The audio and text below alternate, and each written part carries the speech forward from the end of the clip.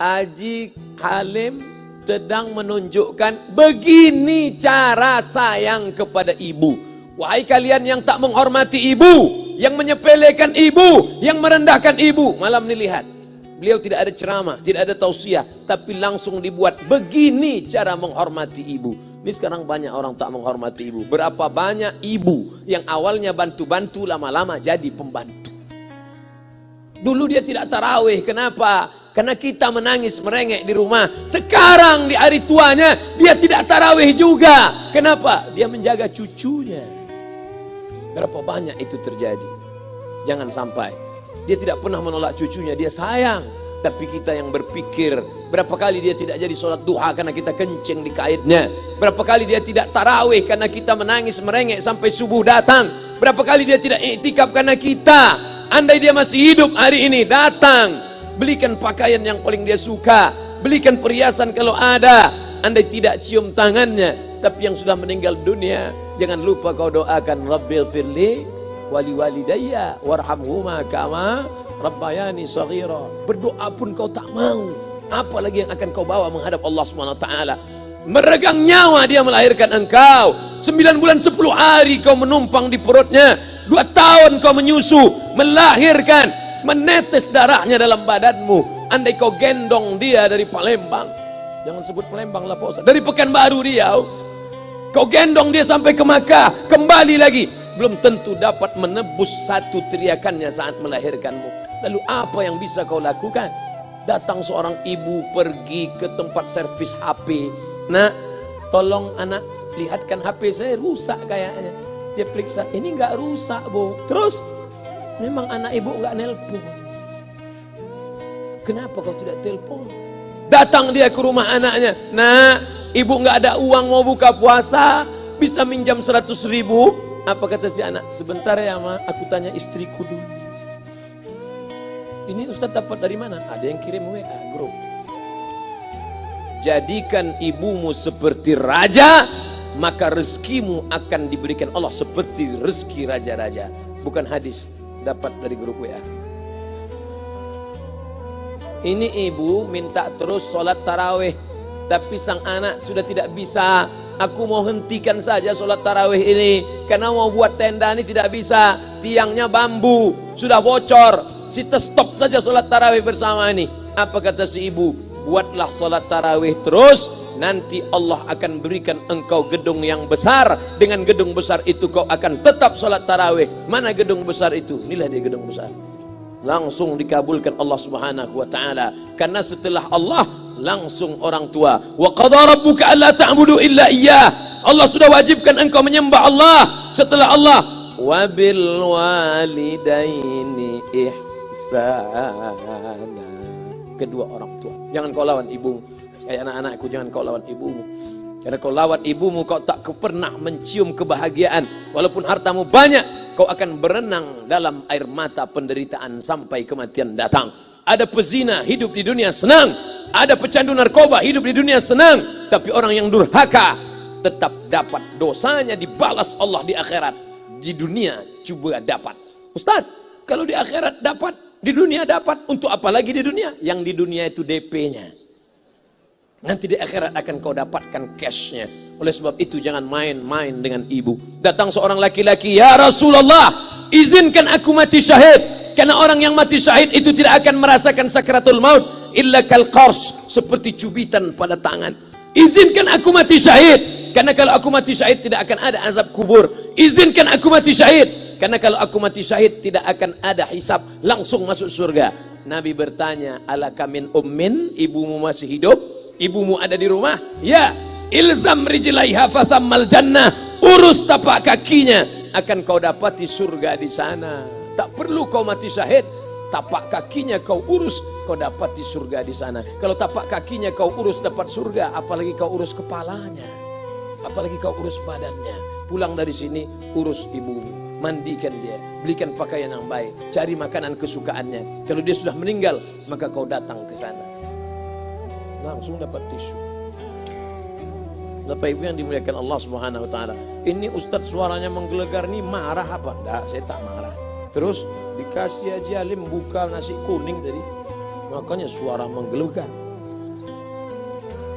Dimasukkan Pak Kapolda daging sama ayam 3. Masya Allah, ini kari Palembang nih Pak Ustaz. Mantap, menggelegar suara kita di rumah. Bapak Ibu yang dimuliakan Allah Subhanahu wa taala, datang seorang laki-laki, kata Nabi sallallahu alaihi wasallam, nanti akan ada laki-laki yang datang kemari minta doanya, doanya kabul. Sahabat heran, kami yang hidup sama Nabi, kami yang perang sama Nabi, kami yang jihad sama Nabi, kenapa mesti minta doa dia? Dia tidak pernah ketemu Nabi. Pokoknya nanti kalau dia datang, minta doa sama dia. Setelah Nabi SAW meninggal, barulah dia datang. Orang itu bernama Uwais Al-Qarni. Kenapa doanya makbul? Dia merawat ibunya. Kalau ibumu kau rawat, doamu dikabulkan Allah Subhanahu wa taala. Apa yang kita lihat malam ini adalah buah bakti kepada seorang ibu.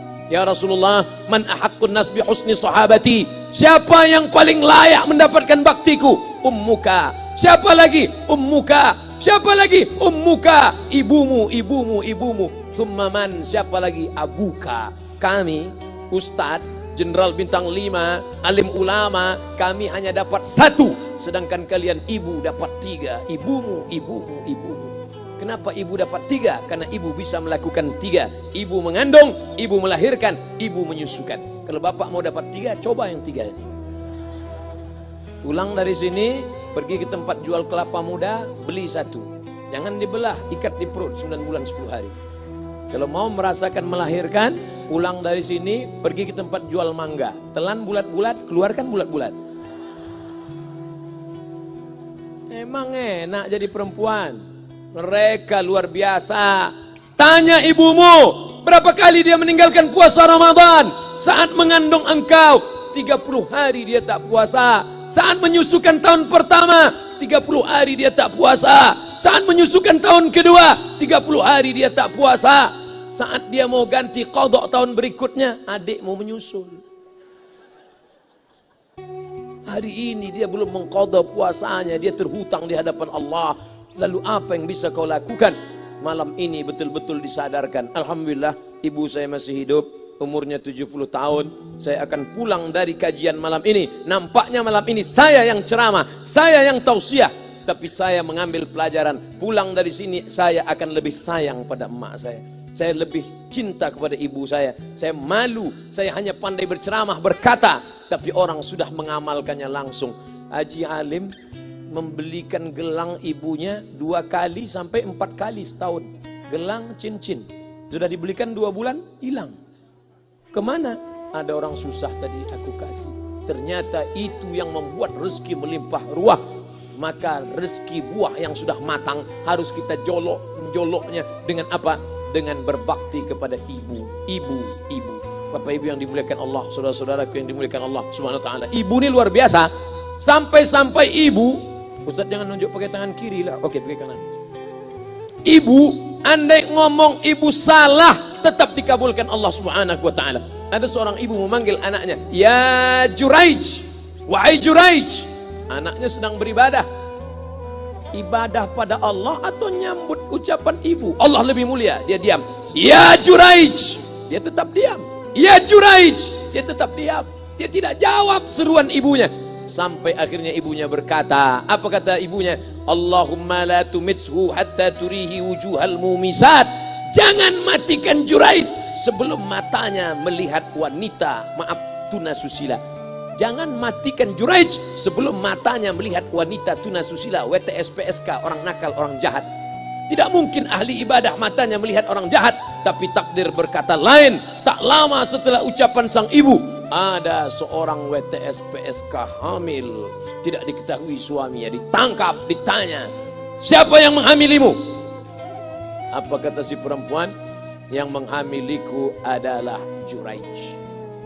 Sampai Juraij ketika difitnah, perempuan wanita susila itu ditanya, "Siapa yang menghamilimu?" Ternyata dia berkata, "Juraij." Akhirnya mereka menangkap Juraij. "Juraij, ternyata engkau selama ini pura-pura saja menjadi pelaku ibadah. Engkau ternyata sudah menghamili perempuan ini." Mereka menghancurkan tempat ibadah Juraij. Tapi kemudian Juraij sabar. Dia katakan, "Nanti tunggu anak itu lahir, kalian baru tahu." Setelah tak lama anak itu pun lahir dan mereka bertanya, Mereka bertanya kepada anak kecil yang belum bisa bicara, "Ya gulam, wahai anak kecil, man abuka? Who is your father?" Siapa bapakmu? Hai anak kecil, siapa bapakmu? Juraij menusuk pusar anak itu dengan telunjuknya. Dia mau tunjukkan kepada orang ramai bahwa dia tidak salah, dia tidak pezina, dia tidak melakukan perbuatan dosa. Ya gulam, hai anak kecil, man abuka? Siapa bapakmu? Apa kata anak kecil itu? Cowboy. Ko sapi, boy penjaga sapi, pengembala sapi. Bapakku pengembala sapi. Barulah orang Yahudi tahu ternyata ra'il ghanam yang menghamili PSK perempuan jahat tadi adalah penggembala sapi. Lalu kenapa fitnah itu terjadi? Allah mengabulkan doa si ibu sebelum Juraij mati. Matanya pernah melihat wanita tuna susila. Oleh sebab itu ibu jangan sampai kalau marah sama anak memanggil anak dengan kata-kata yang tak baik. Setan, hantu. Walaupun marah panggil dia, calon wali kota. Sini sebentar. Kalau marah betul, calon gubernur. Sini sebentar. Doa ibu dikabulkan Allah Subhanahu wa taala. Saya setahun setiap bulan Februari ceramah di Kuala Lumpur seminggu. Kuala Lumpur, Selangor, Sarawak, Kuching, kemudian Malaka, Ipoh, Negeri Sembilan. Ketika saya tausiah datang ibu-ibu makcik Malaysia. Assalamualaikum. Waalaikumsalam. Ustaz Somad. Ya. Saya nak jumpa dengan emak Ustaz. Loh, ngapa jumpa emak saya? Jumpa saya lah. Ustaz pasti dididik oleh seorang ibu. Saya ingin jumpa ibu Ustaz. Saya sangka dia mau jumpa saya. Ternyata ibu di tengah para habaib, diambil diri seorang profesor, dibalik diri seorang gubernur, wali kota, Kapolda. Di dalam diri mereka ini adalah orang-orang luar biasa, tapi dilahirkan oleh perempuan-perempuan yang super luar biasa. Betul? Mereka ini semua dibesarkan perempuan. Makanya ada ungkapan al-jannatu tahta aqdamil ummahat, surga di bawah telapak kaki ibu. Tapi ada yang mengatakan itu dulu Pak Ustadz, sekarang sudah berubah, surga di bawah tapak kaki babysitter. Karena banyak yang menitipkan anaknya kepada penitipan anak. Jangan bu, walaupun kau wanita karir, tidak seberapa itu. Tidak dapat kau tebus kehilangan masa-masa manja mereka dengan pendidikan. Ini banyak ibu-ibu sekarang sudah tidak lagi mengurus anaknya. Padahal 6 tahun pertama, the golden age, usia emas, ibu harus ikat hubungan emosional dengan anak. 2 tahun pertama, susukan. 2 tahun kedua, lompat-lompat, lari-lari, lucu-lucu. 2 tahun ketiga, mulai menghafal surat-surat pendek. Umur 7 tahun, baru dia sholat. Begitu. Sekarang banyak. 2 tahun pertama, dia titipkan ke Al-Baqarah, sapi betina. 2 tahun kedua, dia titipkan ke PAUD dan BUUD. 2 tahun ketiga, dia titipkan ke TK. Akhirnya anak putus kontak. Setelah anak remaja, baru ibunya nanya, Ustadz, kenapa anak saya lebih mau curhat sama pacarnya daripada sama saya? Karena anak sudah lost contact, putus hubungan dengan ibu. Itulah yang dulu dikejar dengan wanita karir. Pergi pagi pulang petang, peras keringat, banting tulang, tunggang langgang, lintang pukang. Tak dapat kau tebus dengan apapun. Oleh sebab itu, kalau kau sayang kepada mereka, besarkan mereka. Nanti setelah dia SMP, kau tetap bisa berkarir, tetap bisa apapun. Tapi usia emas ini tetap jaga mereka. Di balik anak-anak yang luar biasa, ada ibu yang luar biasa. Di mana letak ibu luar biasa itu? Inilah dia, ibu-ibu